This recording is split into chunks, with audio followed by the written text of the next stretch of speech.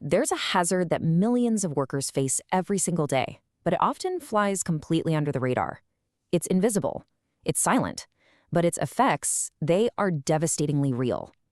We're talking about vibration. Just think about it for a second. Have you ever finished a shift using a power tool, or maybe after a long drive in a truck, and felt that weird buzzing or tingling in your hands? Most of us just shake it off, right? Figured it's normal. But what if that feeling isn't harmless? What if it's the very first warning sign of something much more serious? So, to really understand the risk here, we first have to get a handle on the force itself. Let's pull back the curtain on this invisible threat. At its absolute core, vibration is just a mechanical oscillation. It's a physical force that makes things shake or tremble. It's the buzz of a sander in your hand, the deep rumble of an engine you feel in your chest, the intense shudder of a jackhammer. And when your body comes into contact with it, that energy gets transferred directly to you. Now, not all vibration is created equal. It really splits into two main types. On one hand, you've got local vibration. This is exactly what it sounds like. The energy enters your body through a specific spot, usually your hands and arms from holding a power tool.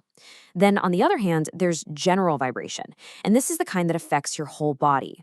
Think of a truck driver or a heavy machine operator. That shaking comes right up through the seat or the floor and travels through their entire system. This brings us to a concept called resonance, and honestly, this is where the real danger kicks in. The best way to think about it is like pushing a kid on a swing. You know how if you time your pushes just right, matching the swing's natural rhythm, it goes higher and higher with almost no effort? Well, the exact same thing happens inside your body.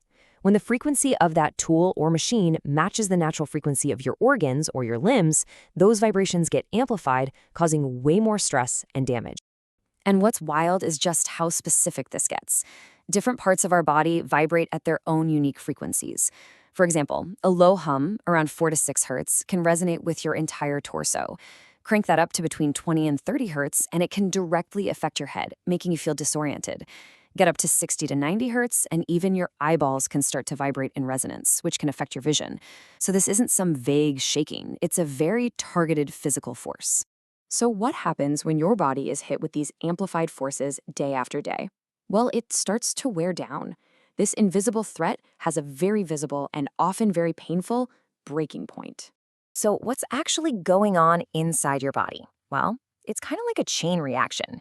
The constant shaking irritates all those delicate nerve endings. This, in turn, can trigger spasms in your blood vessels. They literally clamp down, restricting blood flow. And when that happens, your nerves and tissues get starved of the oxygen they need, which leads to nerve damage and some serious muscle strain. All of this damage often leads to the most common vibration-related condition out there, vibration white finger, also known as Raynaud's syndrome. This is a direct result of those blood vessel spasms we just talked about. When it's triggered, and it can be by something as simple as running your hands under cold water, the blood flow to the fingers just gets cut off. They turn a stark, waxy white and become numb and incredibly painful. And another big one is carpal tunnel syndrome. This happens when the median nerve, which runs through this tiny, narrow passage in your wrist, gets compressed or damaged by all that constant vibration. The results?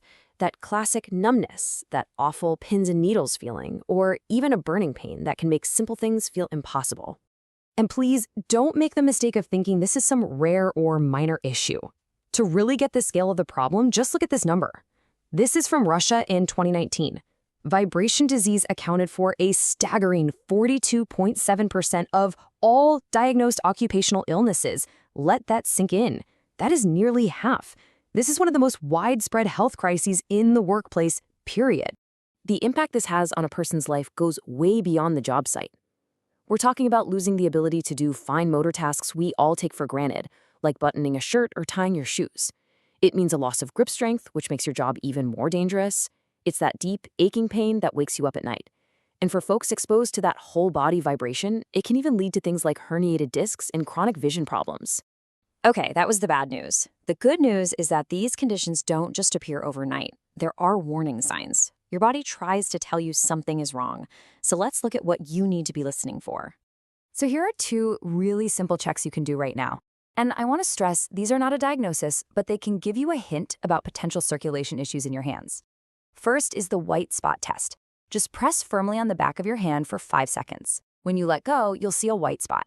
If it takes more than 6 seconds for the color to return, it might suggest your circulation is a little sluggish. The second one is Bogle-Pub's test. You just raise one arm straight up for 30 seconds, then bring it down and hold both hands out in front of you. What you're looking for is a really noticeable difference in color between your two hands that lasts for more than 15 seconds. Okay, let me be absolutely crystal clear about this. These are awareness checks, not medical tests. They are not a diagnosis. If you have any concerns at all, tingling, numbness, pain, or if these little checks show something that seems off, you must consult a qualified doctor. Please do not try to self-diagnose. All right, we've defined the problem, we've seen the serious consequences. Now for the most critical part. What can we actually do about it? Let's walk through a blueprint for how to protect ourselves and our colleagues. In the world of safety, we use a fantastic model called the hierarchy of controls. Think of it as a ladder for reducing risk, where the most effective solutions are at the very top. The absolute best solution is always elimination. Just automate the task so a person isn't exposed at all. If you can't do that, you move down to substitution. Swap out that old, rattling piece of equipment for a modern, low-vibration model. Below that, you have engineering controls, like adding damping pads or just keeping your equipment properly maintained. Only after you've tried all that do you look at administrative changes and, as the very last line of defense, personal protective equipment, or PPE, like special gloves. Let's just zoom in on those administrative controls, because this is where everyone can make a huge difference. It's about working smarter. It means reducing how long anyone has to use a high-vibration tool without a break. It means increasing the number of breaks so the body has time to recover. It's about rotating people through different jobs. And crucially, it's about training people so they understand the risks and making sure regular medical checkups are in place to catch any problems super early. So we'll end with this question, and I want you to really think about it. Whether you're a manager, a safety pro, or you're the person actually holding the tool, there is something you can do. Maybe it's researching a new tool. Maybe it's suggesting a small change to the work schedule. Or maybe it's as simple as making sure you take your scheduled breaks. What's the one small, practical change you can make tomorrow to start fighting back against this hidden danger?